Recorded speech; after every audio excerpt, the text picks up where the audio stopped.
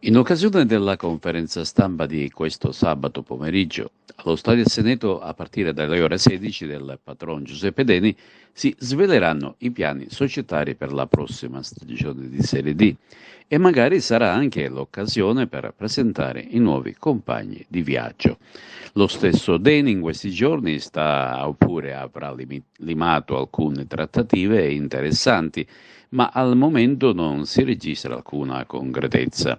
Le sole cose che al momento si confermano riguardano l'addio dell'ex DS Ernesto Russello, transitato a Caltanissetta con la Nissa, e le sofferte dimissioni da direttore generale avvocato Giancarlo Rosato. Ma cosa c'è dietro l'angolo? Il tecnico vincente della scorsa stagione, Nicolò Terranova, rimarrà in biancazzurro e lo zoccolo duro della rosa dei calciatori, appena conclusa, verrà riconfermata?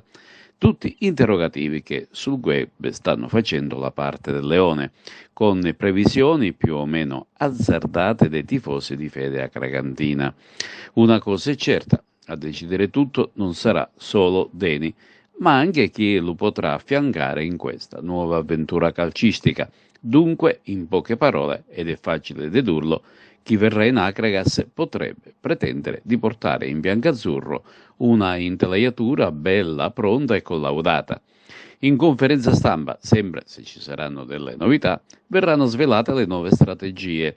In questi giorni Giuseppe Deni è stato fuori sede e chissà che, lontano dai riflettori di Agrigento, non abbia trovata o completata la trattativa avviata da qualche settimana con la nuova cordata.